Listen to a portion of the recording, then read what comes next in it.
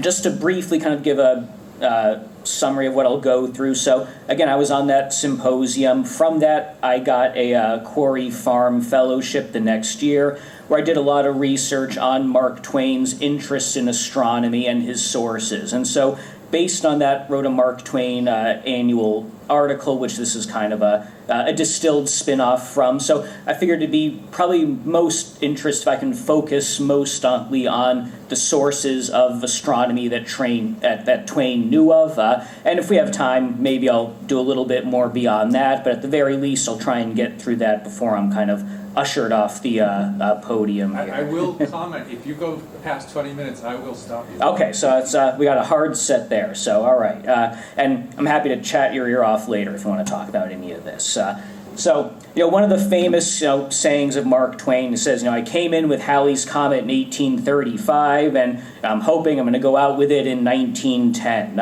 And his prediction was borne out. That did indeed come to pass. And notably, the timings of each apparition of both the comet and Twain arriving in 1835 and then Twain departing in 1910, they matched up pretty well. Especially, 1835, Halley's Comet arrives.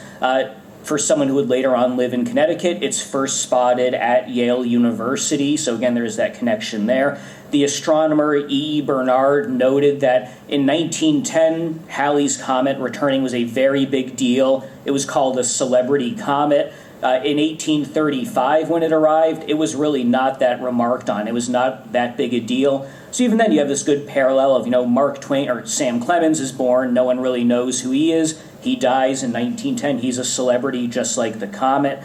The comet becomes visible to Earth, only passing around the sun in April 1910. Closest passage between Earth and the comet on May 6th.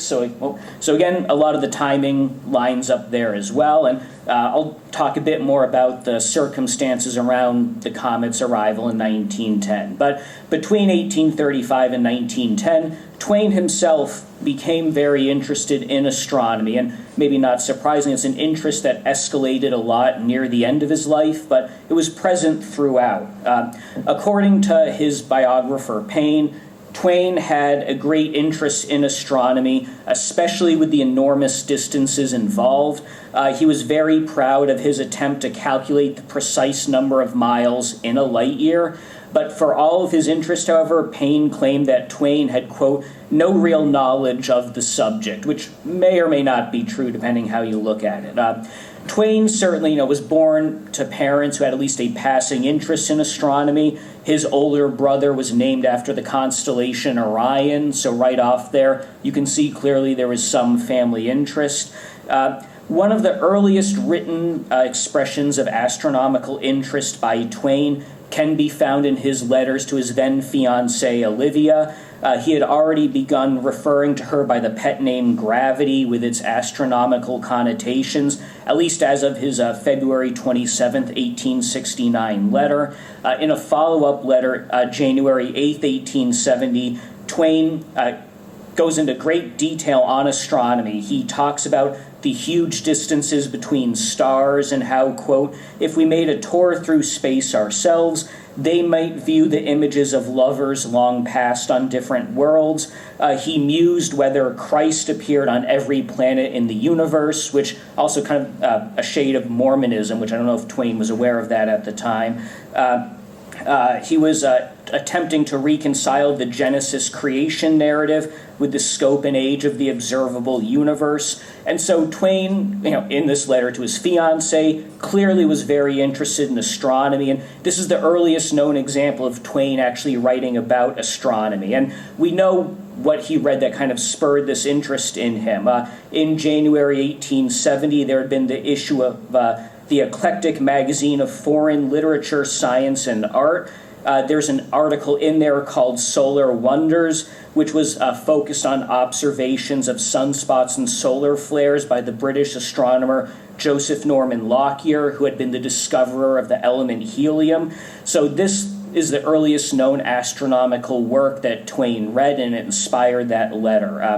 I'll point out also, Olivia got a lot of her own science education from the Elmira Academy of Sciences, and if you go to the library up here, they have some documents from it there. The Academy of Sciences also ran the Elmira College Observatory for 20 years. I mean, the observatory was torn down in the late 30s, I think about the same time as the Langdon Mansion. But again, so she herself, had this early scientific education from the same group that was running the observatory here in Elmira. So one of the first attempts to determine exactly what scientific books Twain consulted was Hyatt Howe Wagoner's 1937 article, Science in the Thought of Mark Twain. And in that article, Wagoner cited a letter from Twain's surviving daughter, Clara, which contained a list of 9 science books that, according to Clara, quote, on which he spent a good deal of time. These included 4 astronomy books. Again, just to quickly summarize, first, The Heavens, an illustrated handbook of popular astronomy by the French journalist and science writer Amédée Guimont. Twain particularly owned the 1878 7th Revised Edition, which had been revised by the British astronomer Richard A. Proctor. And kind of note in that book, in several pages of his copy, Twain penciled in ideas for this science fiction story where the steamboat captain Ned Wakeman, who was the inspiration for Ned Blakely in Roughing It, would journey to the moon and encounter the lunar natives. So again, a story that never really came to fruition, but you can see, early ideas of a lost Twain science fiction story. He owned The Pith of Astronomy Without Mathematics, the latest facts and figures as developed by the Giant's telescopes, which a great title. It's from 1896 by the Irish industrialist and amateur astronomer Samuel Bain. He owned Sidelights on Astronomy and Kindred Fields of Popular Science from 1906 by the Canadian-American astronomer Simon Newcomb. And Twain must have really liked this because he bought 3 copies of that book. And then from 1909, he owned Curiosities of the Sky by the American science popularizer and science fiction author Garrett P. Serviss, who was a very popular astronomy figure at the time. He was kind of like the Carl Sagan of the early 20th century. And so those are the 4 books that Clara listed. Of note, most of these he couldn't have spent a lot of time on because they were published only a few years before his death. But it does go to show that near the end of his life, he's reading much more on astronomy. There is a lot of interest there that of those 4 books, they're not really written by professional astronomers. Simon Newcomb was, and then Proctor, who revised that French book, was. But otherwise, these are not professional science books, and there might be a reason for that also. Now that being said, this is what Clara listed. Twain had over a dozen astronomy books in his library beyond the 4 identified by Clara. It makes sense that she might remember those later books in particular. I'm not going to go over all of those, dozens of books. I'm going to lay out a few examples of the other ones that go beyond Clara's list. So, among others, he owns several books by Camille Flammarion, who is a French science fiction author and astronomer. Flammarion founded the French Astronomical Society in 1887. Twain owned a few of his books. You can see that there. Most notably is L'Inconnu, the Unknown, which is about psychic powers and has something like psychic ideas into the universe to explore other worlds. So again, shows a bit of Twain's interest in spiritualism in his later years. As I mentioned, Joseph Lockyer was the author of the above-mentioned article that was Twain's first known source of astronomy that he read. Lockyer would correspond with Twain in 1902, and he would actually meet Twain in New York City in 1907. And then Oliver Lodge is a British physicist. He invented the radio receiver. He also ended up kind of veering into the spiritualist side of things, again, which may explain why Twain was interested in him. Lodge's book, The Ether of Space, promoted a further pseudoscientific view, the idea of the luminiferous ether, which, again, I won't dive into that too much, but essentially it was a mechanism for explaining how waves of electromagnetic radiation could travel between planets. That essentially had been fully disproven in 1887. But Twain was very interested in this book that kind of tried to revive it. And in the early 20th century, there is this wave of attempts to revive the ether theory as well. Twain had also read Lodge's May 1905 article, What is Life?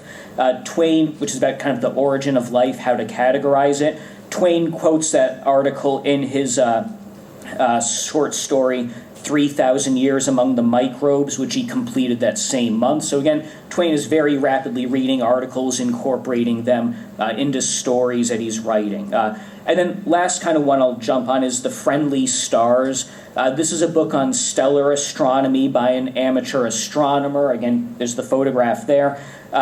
Twain not only bought 2 copies of this book, but in 1908, Susan Crane, his sister-in-law, bought a copy also. You can still see that on the Quarry Farm bookshelf. I looked through it during my fellowship there. Of interest, in 1910, Susan Crane bought another book on astronomy, George F. Chambers' 1895 Stories of the Universe, The Stars. As to what might have inspired her to purchase a book on astronomy in the year 1910, one possible explanation is it's the return of Halley's Comet. Now, recorded observations of Halley's Comet date back, at the very least, to the year 240 BCE from Chinese writings. It's possible there's some earlier ones as well. That's the earliest confirmed one. Halley's Comet returns to the inner solar system approximately every 76 years. It depending on how the gravity of Jupiter affects its orbit every time, but approximately 76 years. In 1066, it appeared during the Norman invasion of Britain, so it's depicted on the Bayeux Tapestry. But probably its most striking appearance in medieval art is in the Florentine painter Giotto di Bondoni's 1301 Adoration of the Magi, which took inspiration from the comet's passage that year to depict it as the Star of Bethlehem. And I'll point out, while not directly related to Halley's Comet, in 1578, the Lutheran bishop Andreas Seleucus theorized that comets were a sort of condensation of human sins rising up to heaven before the gaze of God. Again, this is an idea that's kind of evocative of Captain Stormfield, one of Twain's last stories, where his Stormfield residence was named after, and which involves riding a comet up into heaven. The astronomer Edmund Halley observed the comet's return in 1682. He kind of counted backwards and said, every 76 years it seems like there's a comet that appears. He predicted this comet would return in 1758. When it did, that's when it starts being referred to as Halley's Comet, and that's the return of the comet prior to the 1835 return. So when Twain is born in 1835, that's really the first time Halley's Comet as a real identified comet is known. Notably also, in 1835, there's people who start to wonder, maybe Halley's Comet actually was the real Star of Bethlehem, but in the 1835 return, it's calculated as that the timing wouldn't really work out. But again, we can think that, Mark Twain, being skeptical of religion, probably would like the idea that the comet associated with him was the real Star of Bethlehem. So he probably was, a big fan of that idea. Notably, the timing of Halley's Comet, it lines up with the period of time that Hank Morgan would have been in England, in the past in a Connecticut Yankee. Twain doesn't mention the comet there. So we can speculate that when Twain was writing Connecticut Yankee, maybe either he wasn't that interested or he just didn't do the research. But for whatever reason, maybe someone can write a spin-off story where Hank Morgan identifies Halley's Comet. Now, one person who also is writing a lot about comets in fiction, I'm keeping an eye on the time, don't worry, is Ignatius Donnelly. Donnelly, a very interesting figure in his own right, which not enough time to dive into this. He was a radical Republican congressman during the Civil War. He became a populist party politician, major campaigner for things like universal education, the rights of women, and emancipated slaves. Also is what we would probably today call a crank. In 1882, he wrote the quote, nonfiction book, Atlantis, the Antediluvian World, which was very influenced by Jules Verne's 20,000 Leagues Under the Sea. And I won't have the time to get into this. Mark Twain hated Jules Verne, which also was an interesting discovery. But Donnelly basically creates the modern idea of Atlantis. This is such a big bestseller that less than 6 months later, he cranks out a quasi-sequel called Ragnarok, the Age of Fire and Gravel, where he argues that a comet had actually, hit the Earth and destroyed Atlantis. And so basically, this comet hits the Earth, wipes out Atlantis, causes mass extinction. This is the first kind of idea that a comet hitting Earth could actually have a major impact on geology, extinction of life. So again, the DNA of the idea that a comet kills off the dinosaurs comes from this. Ragnarok and Atlantis kind of combined became really influential in the modern-day pseudo-archaeologist Graham Hancock, and then Hancock has gotten really promoted by Joe Rogan. And so these ideas in these books, these are now why you'll see this popping up again and again. They try to put a scientific spin on this, but again, it's a way in which 19th century crank ideas seem to keep bubbling up in the 21st century. I'll point out that 5 years later, Donnelly would publish the book The Great Cryptogram, Francis Bacon's Cipher in the So-Called Shakespeare Plays. Twain helped him publish this. Twain agreed with Donnelly's ideas that Francis Bacon was the real author of Shakespeare's Shakespeare's plays, I guess Donnelly would say. One of the last works Twain wrote, Is Shakespeare Dead?, was an endorsement of Donnelly's Baconian idea. So there is this interesting parallel there, in a way in which some of these ideas were connected also. I'll also say kind of an interesting way in which The Gilded Age by Twain reflects a lot of Donnelly's politics, and a Connecticut Yankee kind of, you can kind of read it as a satire of Donnelly's ideas of Atlantis. But again, just speculative ways you can kind of look that up. And since I'm coming up in the end, I'll end by just pointing out some of Twain's own comet tales that he wrote. 1874, he writes the short story A Curious Pleasure Excursion. This was a time in which there was an actual comet that was being discovered at the time, Comet Kagia. Astronomers for the first time were able to chemically analyze the tail of a comet. They found it contained trace elements of cyanogen, which led to this kind of minor panic that comets could wipe out all life on Earth.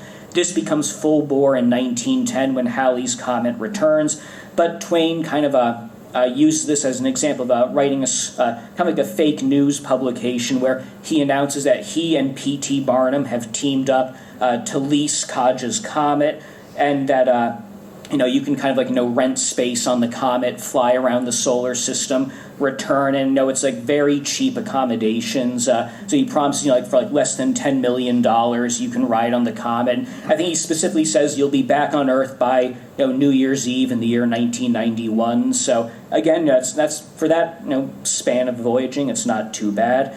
P.T. Barnum really liked being included in this. He wrote to Twain talking about I've gotten a lot of requests for this, and I'll just finish up by saying also P.T. Barnum himself was involved in purchasing the Cardiff giant remains not too far from here, which also had inspired two of Twain's stories. The last, I'll just briefly summarize these. A letter from the comet, kind of this aborted story, but it's about a comet complaining about being given a name by the astronomer William Robert Brooks, who was a very prominent discoverer of comets in the 1880s. And then Twain kind of aborts that, starts another story where the comet is writing a letter saying last time I was here I saw Adam and Eve, what happened to them, what's going on? And again, both interesting story ideas. He doesn't really develop those. And then Captain Stormfield's Visit to Heaven, which again has the segment where, as the titular Captain Stormfield is ascending to heaven, there's people, racing comets around in space in the afterlife, which again has kind of, interesting parallels to Jules Verne's novels Propeller Island and Off on a Comet, which Twain almost certainly didn't read because they weren't translated into English then, and also probably would have not been happy at that comparison to Twain. And just to close up, I'll say Stormfield, again, the title of that became his last residence in Reading, Connecticut. And the idea of that also may have come from the fact that Twain humorously believed that the star Alpha Centauri was actually heaven, and he liked calculating how long it would take a human soul to reach heaven, assuming that heaven was Alpha Centauri, and that for some reason Twain believed that once you die, your soul travels at the speed of 30 miles a second. So again, I'm not quite sure what led him to those theological views, but at the very least, some of those are influenced by some of the earlier books he read that I mentioned. So again, in the interest of time, I'll end there, but as I said, happy to talk plenty more about this if anyone's interested afterwards. So thank you.